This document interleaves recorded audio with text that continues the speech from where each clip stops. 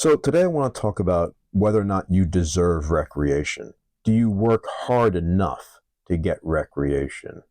Do you deserve recreation in a world full of corruption and apathy and misery? The short answer is yes. Yes, you do. Recreation helps improve your mental and physical health. Recreation provides you with confidence and skills. It provides you with, at least good recreation, provides you with socialization that gives you good, healthy contacts with people who contribute to your well-being and you contribute to theirs. Even most states acknowledge that prisoners require a certain amount of recreation every day, like an hour of outdoor recreation as well as indoor recreation. Certain states absolutely require it. Others, I know New York does. And the whole point is, if you believe that prison is supposed to be rehabilitation, then torturing them and making them into monsters doesn't help. So they acknowledge that recreation is important. Of course, some people are irredeemable and need to be locked away forever. Also consider parks. Look, the rich have nice places to relax and enjoy and get away from it all, but Joe Schmo, not so much. And it was acknowledged that we needed these pristine, beautiful places to engage in meaningful recreation that could restore us. The Industrial Revolution was, well, it required the introduction of parks in these gray, dirty, noisy cities, because you can't have people being miserable all the time or they're going to revolt, they're going to act out. So when you have these beautiful green spaces, and hopefully they're beautiful and green, it gives people a place to go where they could experience some good quality recreation. Now I want to talk about work a little bit, the relationship between work and recreation, the balance between work and recreation. And when I say work, I don't necessarily mean your 9-to-5 job, although for many of us, it is the 9-to-5 job. A toddler has a job to do. Perhaps it is to get through potty training. Oh, I got to go to the bathroom. Go to the bathroom, pull the pants down, get your business done, flush, wash your hands. Good job, kid. Go play with your blocks. All right, you deserve some recreation. If you're a high school student and you went through your day at school and then you came back and you studied an hour for that test that's coming up at the end of the week, good job. Go hang out with your friends. Go play a video game. Read a book. Do whatever it is. Listen to music that makes you happy, that fulfills you. If you're unemployed and you applied for several jobs or you went on an interview, you did your job that day. Good work. Go watch a show. Go for a walk. Call up some friends. If you're elderly and you did your balance and strengthening exercises for that day so you don't fall and break a hip, great. Go do a crossword, watch a show, listen to some music. You deserve some recreation. So what I'm going to do is I'm going to tell you a few stories and hopefully they all come together and kind of make a point. The first one is the fable of the grasshopper and the ant. I'm sure you know of it. The grasshopper is enjoying the summer, eating all day, playing all day, and watching the ants go back and forth, going, they're so stupid, spending all their day working. And the ants are just busy bringing the food back to the anthill constantly all summer long. But then, of course, eventually the weather gets cold in wintertime, and the grasshopper comes by and goes, oh, it's really cold and I'm hungry. Can I have some food? And the ants are like, well, you should have worked for it. But yeah, come on in. And then the grasshopper sees how they live, and he goes, wow, I really do have to work. And I'm a changed grasshopper. And from now on, I'm going to work and earn my place. And that story meant a lot to me. And especially because my mom, my dad died early, but my father's side of the family lived right across the street. And my mom, she spoiled me. She not only worked, but she also came back home and took care of the house and took care of me. I had very minimal responsibilities, take the garbage out once in a while, walk the dog, and even so, that was as I got older. But at my father's family lived across the street, there were several uncles, my aunt, my grandma, I had 3 cousins, and they used to take me on vacation with them. And when I was on vacation with them, I had a lot more chores to do. I had to help walk the dog. I had to set the table. I had to clear the table. It wasn't just me. It wasn't a Cinderella thing where I was doing all the work. No, my cousins, and they even invited the friends of my cousins to come as well. So every kid who was there had work to do. You had to set the table. You had to clear the table. You had to wash dishes. You had to walk the dog. You had to take the garbage out. You had to make sure your laundry was in the right place at the right time for laundry day. You had some jobs to do, and you did it. And we're talking at most 20 minutes a day. And meanwhile, we got to go to parks. We got to go to the beach every day. I would go crabbing at the bay, um, whatever we wanted. It was great. So we had this understanding that you worked and you played, and it was great, great experience for me. But let's talk about this American concept, and I say that probably erroneously. It's not an American concept, but a lot of Americans, especially in politics, especially on the right hand side, it's like, you got to work hard. You don't deserve good things unless you work really hard. It's all about that grind. And let me tell you about grind. I got a good friend of mine who's a healthcare worker. 6 days a week, he takes care of a 250-pound paraplegic man. He keeps him clean. He keeps him fed. He he changes his sheets. He helps him with his shower. He takes him to appointments. 250-pound paraplegic man. Not everybody could do that job.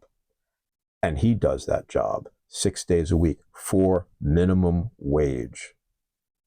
You think that maybe he doesn't deserve recreation? You think that? Come here. Closer. Come here. Of course he deserves recreation. We all deserve recreation. That's the point. Let me tell you another story. And this is about the one time I took a plane, of course, there and back to Texas for a judo tournament. Anyway, I don't even know if I'm imagining this, but you see it on TV shows, you see it on movies where they tell you when you get on the plane, before you take off, they say, if the oxygen mask dropped down, secure it to yourself first. And if you're taking care of someone else like a child, secure it to that person second. Okay. Now, when you think about how we at least think that we should be treating our kids, the kids come first. So as a good parent, your instinct would be, no, I'm going to take care of my child first.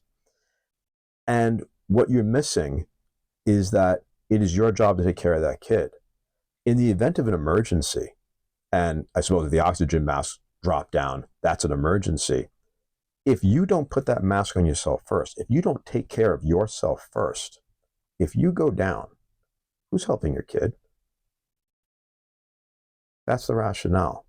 So that is my point about, yes, you deserve recreation, and you need recreation to keep on going, to take care of your family member. And here's another story. This happened, I think, around 20 years ago. Remember, I'm a phys ed teacher, or I was a phys ed teacher. And one time during parent-teacher night, this couple came in. I think they were Jamaican, but that's not important for the story. Although I guess Jamaicans working really hard, maybe that is part of the story. But anyway, so this Jamaican couple walks in to talk about their daughter on parent-teacher night. And their daughter, when she first came to school, she was delightful, just an ideal student. She did her work. She was cheerful. She was honest, just really good kid. But after 2 months, she became very surly. She was missing class. She wasn't doing anything in any of her classes. Something was clearly wrong. And what it was she got involved with a gang. That's what I suspect happened. And a little bit more on that in a minute. Anyway, the parents, I could see by the way they moved, by the way they spoke, the look in their eyes, that they were tired. They were exhausted. And both of them were there, which is great. Sometimes you just see one parent. But they were both there. And they just lamented to me, saying, we don't know why she does this. We don't know what happened, why she would do this to us. We both work so hard to provide for our daughter. Now, think about, I'm sure you've seen Maslow's hierarchy of needs, that pyramid. And at the base of the pyramid, you have the things you got to take care of first. And then there are other things that once you have that taken care of, you can add to it and add to it and add to it. So at the base, you have physical needs like food and shelter. Then you have securing those needs. Then you have love and emotional contact.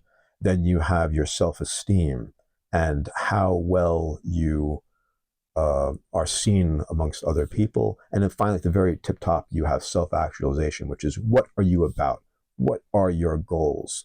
What are you trying to achieve in your life? And I was younger at the time, so I probably just commiserated with these parents. And what I'm actually thinking is, you're working so hard, you're so miserable, your kid sees this, and your kid is missing you. You're coming home late at night, you can't have dinner with your kid, you can't discuss how the day went, you can't give them guidance. You're not there to play a board game with them or to watch a movie with them or to go and engage in one of their hobbies, whether it's a sport or playing a musical instrument or whatever it is. And you may think that your suffering is helping. It isn't. Just like your suffering about all the bad things that you hear in the world, where you say, well, I'm not going to have a good time because I'm not going to engage in recreation because people are suffering throughout the world or in our country, which of course they are. What does that do? What does your misery accomplish? You do have to take care of yourself. Engage in recreation. Yes, it feels good. That's a good thing. But it also restores you. It makes you whole. It makes you a better person. It gives you the ability to deal with the things that you have to deal with, like taking care of your family or making the world a better place or your community a better place. What do you think about that? Any stories of your own to share? Please share them in the comments below.